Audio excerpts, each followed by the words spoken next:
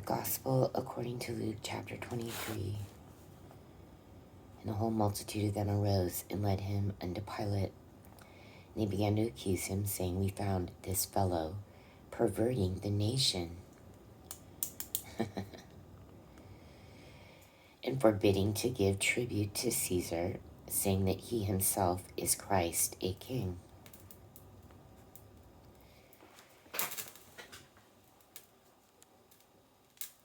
He didn't say that. And Pilate asked him, saying, Art thou the king of the Jews? And he answered him and said, Thou sayest it. Right, which is what he said the previous chapter when they asked him, Are you the Son of God? He said, Ye say that I am. Then said Pilate to the chief priests and to the people, I find no fault in this man.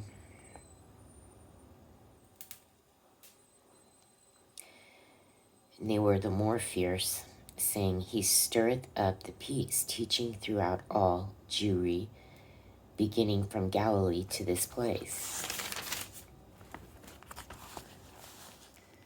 When Pilate heard of Galilee, he asked whether the man was a Galilean. And as soon as he knew that he belonged unto Herod's jurisdiction, he sent him to Herod, who himself also was at Jerusalem at that time. Now we all know Herod's been trying to kill him since he was born. But he didn't do that. But he heard about him again, right? And he realized that that's who he tried to kill, and he knows he's alive. He wants him. He hasn't seen him, though, yet. Uh-oh. And when Herod saw Jesus, he was exceeding glad, for he was desirous to see him of a long season, because he had heard many things of him. Why are they saying that's why? Did he forget what he did? He killed all the newborns under 2. He didn't put 2 and 2 together? This is the same person? I don't think he did. Why is it saying he had heard many things of him? And he hoped to have seen some miracle done by him. What in the world is going on there? Like,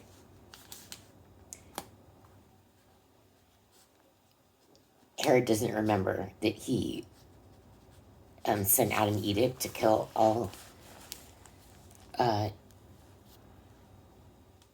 He's the worst one. It wasn't all newborn boys like it was what Ramses did. He said, kill everybody under 2. I don't care who it is, boy, girl, kill them all. And in fact, we're sending people to your house just to do it and make sure. And he gathered, what was her name?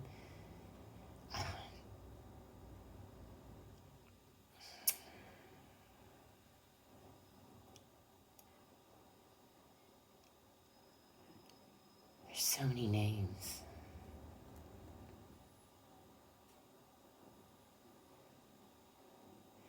Yeah, I don't remember the name, but it was that midwife. And he told her, you better do it. You don't even know what I'm going to do to you. Yeah, but she didn't. That's how Moses stayed alive. That was the first time this is done under Herod. But, under Ramses. Now, when Herod did it, he just killed everybody under 2. He didn't care if it was a boy or a girl. But you know what? He forgot. That's what happens with liars and just people that do so many bad things. Like, he forgot. Are you kidding? See, the people they do the damage to do not forget. But they forget. He forgot, 30, I guess maybe Jesus died at 33 or 27. So he forgot exactly 33 years what he did ago. Maybe it's a different Herod. I don't think so. It's the same Herod. It's the same Herod that rebuilt the second temple. Then he questioned him in many words, but he answered him nothing. So he's not talking to Herod, right? He's not going to remind Herod of something he should have known. he did himself. That's good he answered nothing, because it's just going to bring that guy more questions, right? And the chief priests and scribes stood and vehemently accused him. And Herod, with his men of war, set him at naught and mocked him and arrayed him in a gorgeous robe and sent him again to Pilate. What a pig. You know what? He is so dumb, Herod. He didn't even realize that this was the person he tried to kill 33 years ago. From what I'm reading right here, he's like, I heard many things about him, and I hope I could see some miracle done by him. And at the same time, Pilate and Herod were made friends together, for before they were at enmity between themselves.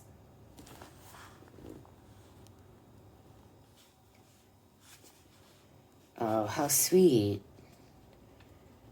Pilate and Herod became friends that day. But you know what? I guess they were just fighting amongst themselves. They weren't hating, because the Romans are the ones that put him in that position. So it wasn't a really bad fight.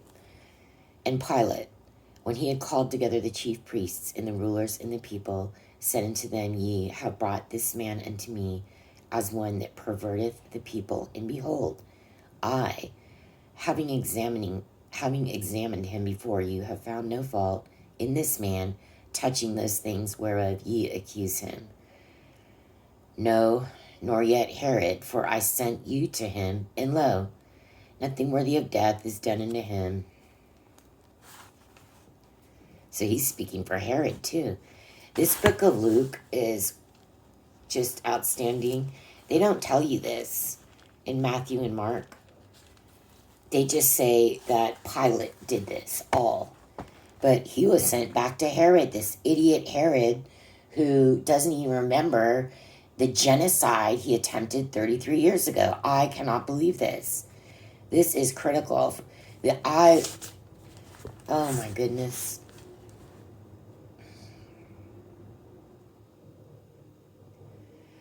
I will therefore chastise him and release him. That's right. Right on. Now, what happens? For of necessity he must release one unto them at the feast. It's Passover, right? And he's being the Passover lamb, right? So they had that Passover supper, right?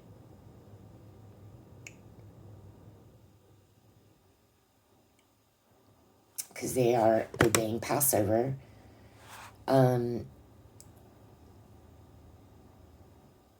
This is exactly what...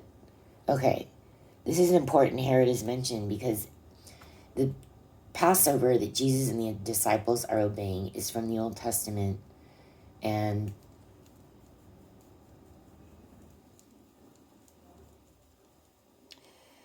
you know, I've been doing Passover because I didn't really even know it was a thing, because I wasn't raised that way. But I think what's happening now, for why the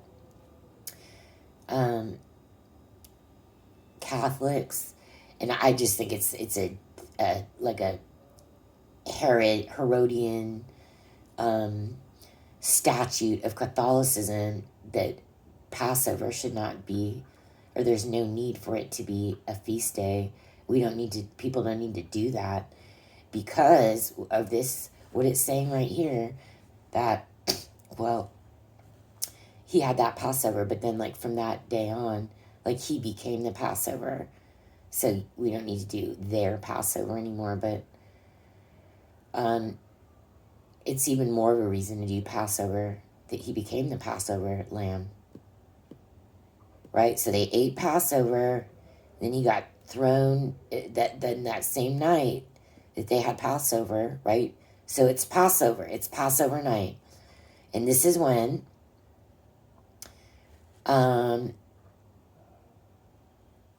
Ramses, it was the same day in the Old Testament that Ramses tried to, he put down that edict, kill all the newborns, all of them, under 2. He was trying to get Moses That's who is trying to kill, they were trying to kill that time. And this is a repeat. It's an exact repeat. It's a pattern of behavior. It's the same story. But on this Passover night, Jesus is the one being taken as an adult because he's come to save, right? Because nobody was doing old Passover, at this point. I mean, it looks like maybe they're pretending to. At least they remembered it was Passover, and look what they say. For the necessity must release one unto them at the feast. And the other one was Bar Abbas, right? Well, we'll read about that, right? But you know what his name also means? Bar Abbas means like Ben Abbas. Bar Abbas means son of God, just like Jesus. So one is supposed to be replaced, right? Because of the Passover feast, they can't kill both of them. It's some stupid man-made Passover law. Like, I guess, right? They're still killing people on Passover, or they're saying that, well, we have to let one of you go because it's Passover. That is an absolute man-made Jewish law that obviously we did not have in Leviticus or Deuteronomy. So, yeah, who made that a people? Okay. And they cried out all at once, saying, away with this man, and release unto us Barabbas, right? Barabbas, Bar Abbas, son of God, right? Who, for a certain sedition made in the city and for murder, was cast into prison. So he's a murderer. Bar Abbas, right? And we can even see it to this point that everything is such a dirty seed of Satan that look how everything is parallel. Look how everything is mimicked. He can't even get on the cross and go through this exercise without this satanic mimicking Bar Abbas, who's a murderer, who they know is a murderer, but they want to let this guy away who has just done nothing but heal the sick. He's raised the dead. But where Satan, Satan comes around in his seed of Satan, yeah, no, Barabbas the murderer, we're going to let him go. Right? This is what's going on. Pilate, therefore, willing to release Jesus, spake to them. But they cried, saying, crucify him, crucify him. So these people have the spirit of Antichrist, and there is no other explanation for this. That they are the synagogue of Satan. What are they doing that for? They want a murderer, son of God, Bar Abbas, son of Abba, the Most High, son of the Most High, who's a murderer. Look what Satan put in there.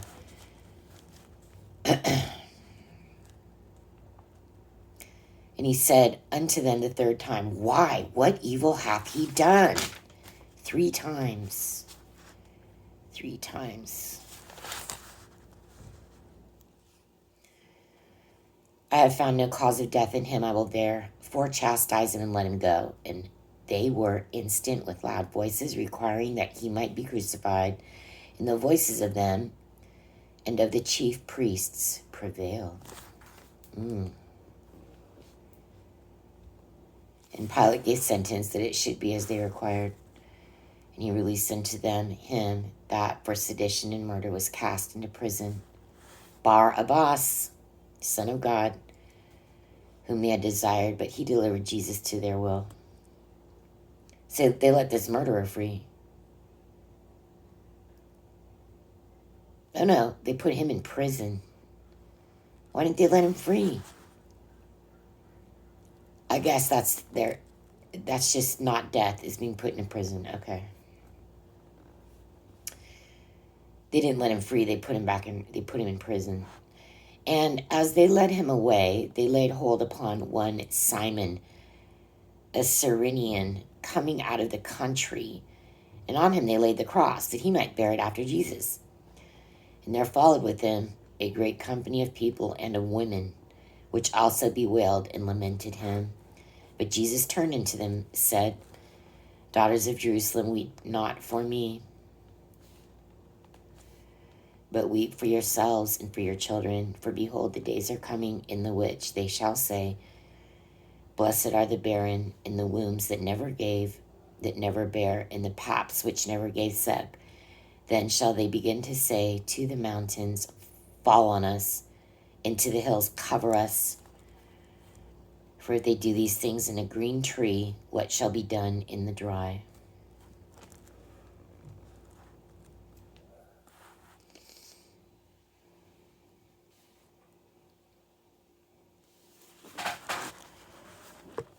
So,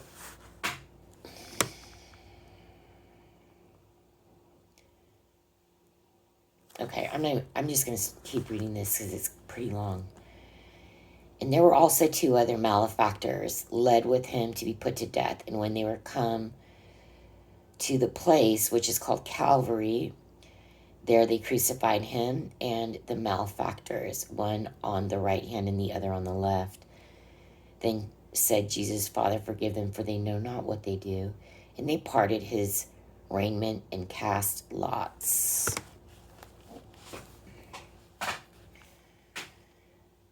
And the people stood beholding, and the rulers also with them, deriding him, saying, He saved others, let him save himself. If he be Christ, the chosen of God.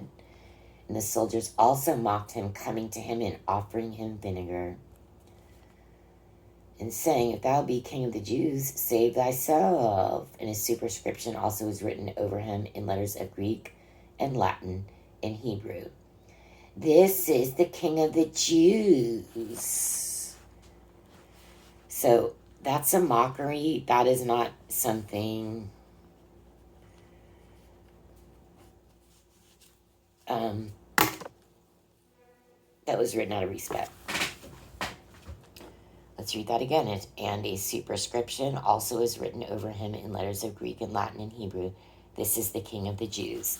And you can tell that it is in mockery because it is just after these two. It's after these three specific mockings where they're telling him, if you're the Son of God, save yourself, right? And they're offering him vinegar. And if you're the King of the Jews, save yourself, right? And then they wrote upon the cross, this is the King of the Jews, right? Okay, something he never said. And something, yeah, he actually is the King of the Jews, but this is written in mockery, but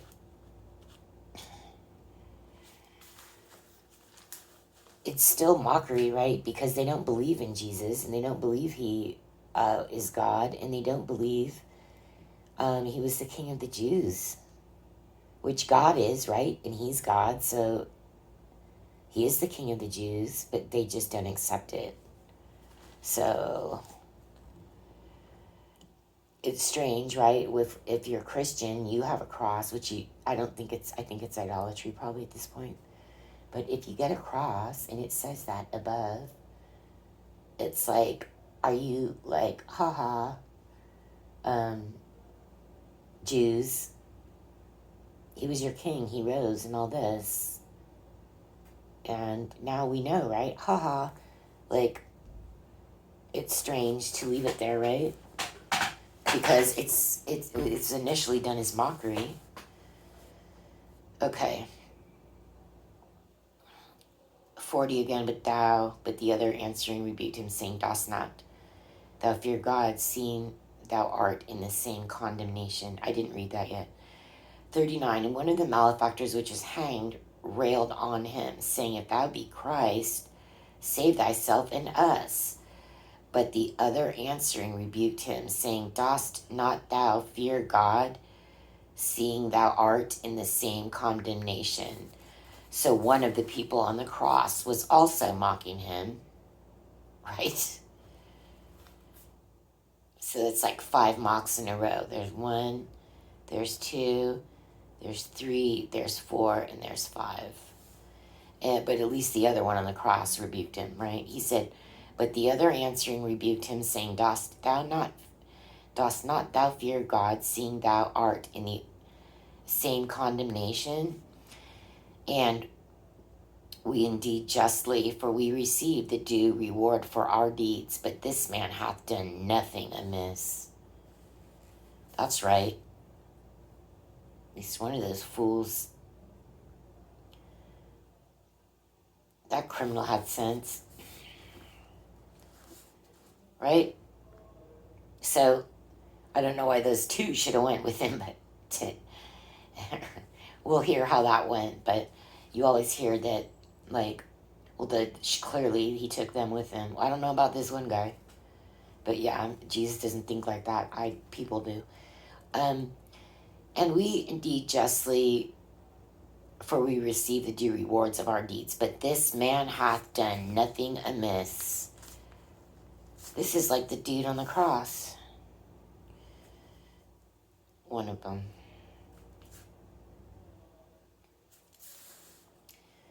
And he said unto Jesus, Lord, remember me when thou comest into thy kingdom.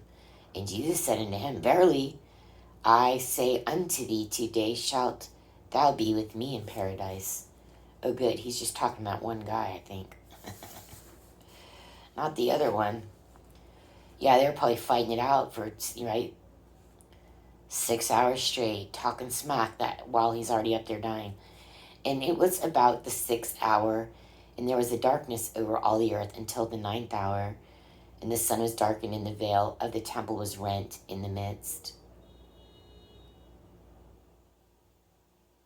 Ripped. Right in half. Ripped. That's my opinion. And when Jesus had cried with a loud voice, he said, Father, into thy hands I commend my spirit. And having said thus, he gave up the ghost.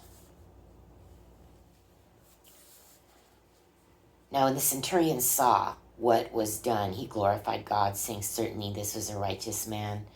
And all the people that came together to that sight, beholding the things which were done, smote their breasts in return. And all his acquaintance and the women that followed him from Galilee stood afar off, beholding these things.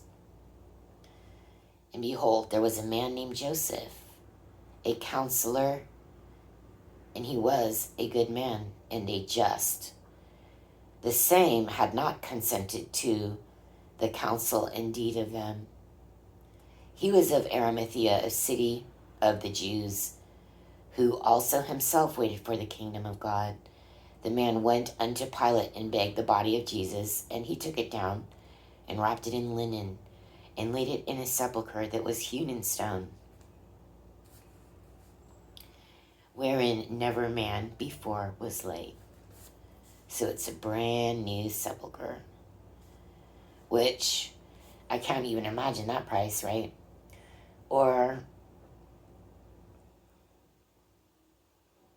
I think that must have been one of the most expensive things you could buy in your lifetime, besides a house, is a grave.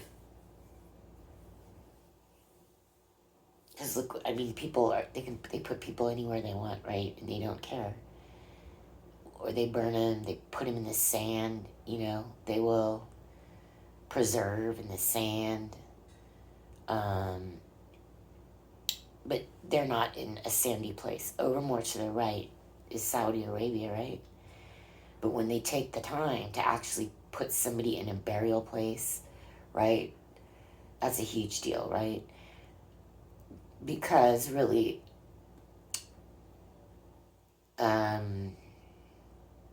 it's a matter of respect and memory, right? And look at like Herod and people like that. They have burial chambers, right? And anybody of any note would have somewhere to be buried. I don't know, like how regular people do that, where they bury like Rome. That'd be interesting to find out. Where were like regular Romans buried? Probably in the ground. I don't know. Good idea to look it up. But here, to create an above ground like sepulcher, That is huge. And this guy comes around out of nowhere. We don't hear about him anywhere. And he gives this huge, like, thing. And it's not just a huge thing, right? No, it was a brand new one. Nobody had been buried in there. I mean, I think, like, the way it was, they probably reused those things. And they're probably like, yeah, don't worry. But this is a huge, huge thing to be put in one where nobody had been. And that's important for many reasons, right? For everything that follows. Um, but just the fact that some guy came and just paid for that, a brand new one, that's amazing, right? And that day was the preparation, and the Sabbath drew on. And the woman also, which came with him from Galilee, followed after, and beheld the sepulchre and how his body was laid. So, not only did this happen on Passover, right? He's the Passover lamb. I think so. Was that Friday? Well, we'll figure out how the days are, but you know how it's like they say Good Friday, and then Saturday, and then Sunday he rose from the dead or something. But no, let's figure this out. Not right now, because I'm already 26 minutes, but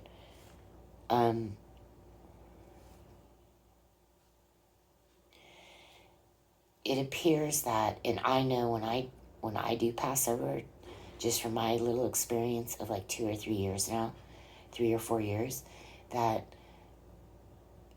it's like it starts. It's like you kind of know.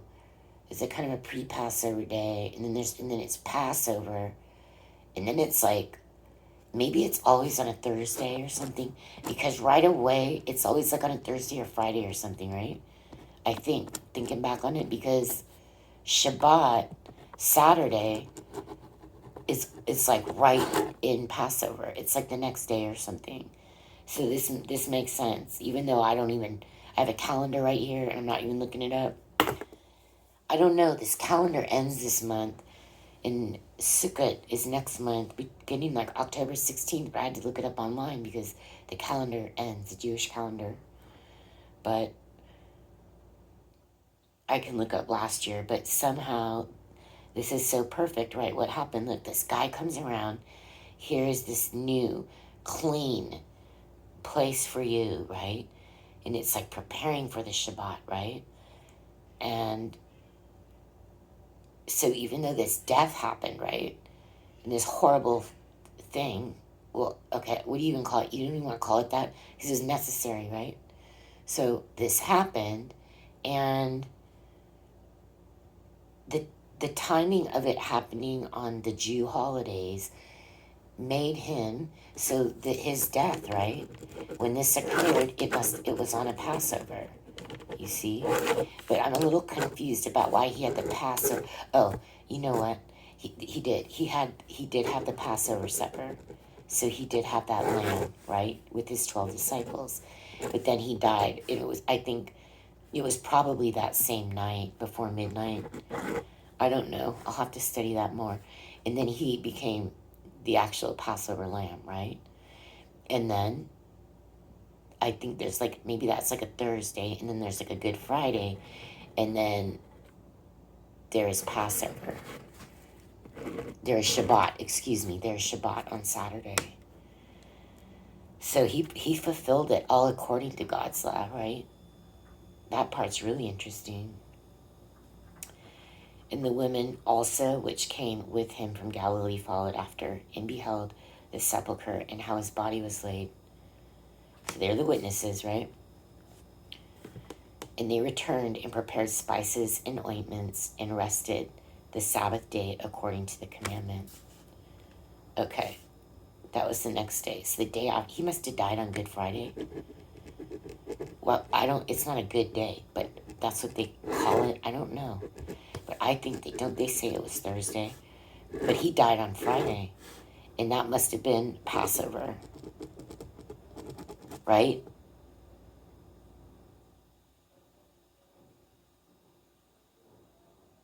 And then the next day, they rested because it was Shabbat,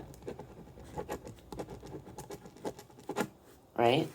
And they prepared their, spices and ointments, right? Which Mary Magdalene had she knew. She came with that box of spikenard ointment. And you know what I heard? You know who's the one to open their big fat mouth and say, oh, Jesus, why are you he didn't say Jesus, he goes, why are all that cream being wasted? He goes, that could have bought tons and tons of food. You know what? Nobody else mentioned who said that. I don't know why. And I don't even know if this is true, but I just saw a thing on the internet. You know who did that? It was Judas. Judas is the one who opens his big fat mouth. I don't know where they're getting that, but I want to come to know if it was him, because they do not point him out. The other books, and neither does this book. But I have a feeling that's who it was. Why wouldn't it be? And that makes it way better, because it makes it clear there is just one total a-hole in this group. Like, because I'm like, in the time where they said don't, there was another time where he said do not forbid. They said, Lord, it's forbidden. And he said, don't you forbid them to, right? But that was kind of like more a learning lesson for everybody about the man-made laws and how to combat them. But this is specific, right? Because it's like, which one of those a-holes said, oh, don't use the perfume, he's not good enough for it? Who in the F did that? That never sat well. But to hear it was Judas, it made all the sense in the world. But I want to try to find out if anybody else says that, or who has commentary on that, because maybe it'll be in John, because we have one more book left, but we haven't read it was him that did this. But here we go. And they returned and prepared spices and ointments and rested the Sabbath day according to the commandment. This also proves, right, what are those Jews doing out trying to kill somebody the day before the Sabbath, right? Why aren't they at home preparing for their Sabbath, right? They're out in the streets trying to murder somebody who's innocent, right? And what do Jesus' people, what are these disciples and Mary doing? They can't do anything. They can't even go outside and limit. They're at home preparing for Sabbath, because that comes above everything. Everything. And that's what this whole thing's about. How are the Jews interpreting the Sabbath to this day, where Jesus comes around and they're killing an innocent man who's talking to them, telling them you need to knock off your man-made laws and stuff like that? I'm here, right? I'm here just to abolish all of your nonsense. Knock it off. Follow the word that's already written. None of you are doing it. And yeah, so how do they spend their Shabbat, right? How do they spend their Sabbath? The day before their Sabbath, when they are supposed to be preparing. Sabbath begins Friday night. It doesn't begin Saturday. What are they doing Friday night? They're all out there doing lots with his clothes, drinking probably, so happy he's dead, right? And what is Mary and the rest of them doing? They're honoring Shabbat. That's why he came in the first place. He came to stop all that behavior. But do you hear what they're doing this last day? And they returned and prepared spices and ointments and rested the Sabbath day according to the commandment. Where were the Jews? Are they out having raves? Are they out having like raves on like October? I bet they were all partying, especially on this Shabbat, right? They're not at home. They're not preparing for Shabbat. They weren't preparing their food for Shabbat. They were out trying to murder an innocent man. And where was Mary? And those people, they're doing Shabbat because it's a commandment. That's why he came. It's like, it's all right there in this one chapter. That's why he came. Because nobody's doing Shabbat, right? They are doing this whole man-made thing. Oh, let's wash our hands. Let's wash our hands. That is more critical than giving somebody food. These people are hypocrites. They're all eating on Shabbat, but they see people that are out healing people, um, getting demons out, and healing the sick, getting demons out, and like they're trying to kill them on the spot. What are you doing that for on Shabbat for, huh? What are you doing that for? Doesn't it say you're not supposed to be doing? What are you picking out corn for? Right? You're not supposed to work. They're not working, they're eating. And if these hypocritical, hubris-filled SOBs, right? If they didn't have their food given to them on silver platters prepared, right? On Shabbat, just to go and graze at whatever, they have all this food ready. So what they're really telling these people is you shouldn't even eat if your food isn't even ready for a Shabbat. You don't have enough sense to be rich enough to have slaves and stuff bring you your Shabbat. You shouldn't even be doing Shabbat. How dare you pick corn on Shabbat and eat it? Like that's the height of fucking disgust. Excuse me, it's the height of. And also, what about the water thing? Oh, you better wash yourselves. You better wash your hands. Why don't you follow that?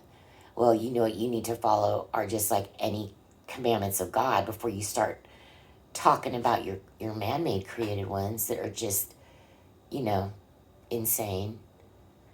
I mean, yeah, it's fine, wash your hands, but the argument, it's a high legal argument at this time. It has nothing to do with washing anybody's hands, right? And the other one about when talking about, and even you on Shabbat, you lead your animals to go get to drink water, right? So basically what the Jews are saying is that you people, you shouldn't even be eating. And Jesus is on Shabbat. How dare you pick corn? That's working, picking corn. Picking one corn off the thing and eating it is work. No, it's not. It's called hunger, and he's eating. And you don't know because you have things prepared for you. This is the insanity of the men's laws. They're not recognizing the reality, right? They're not with their brother and sister, right? They're in their temples with their own rhetoric. That's why Jesus had to go in there and kind of straighten him out, right? Even when he was 12, at that age, he had to straighten him out. For that even God knows what he straightened out that day and what he stopped them from doing that day. Because this is 20 years later. They're very hypocritical.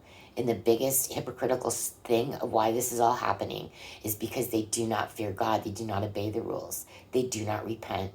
And what is the last sentence here? I can't stress this any further. Well, Jesus and his people, they're off doing Shabbat. They're doing Sabbath. And what are those Jews doing? Oh, wouldn't we like to know?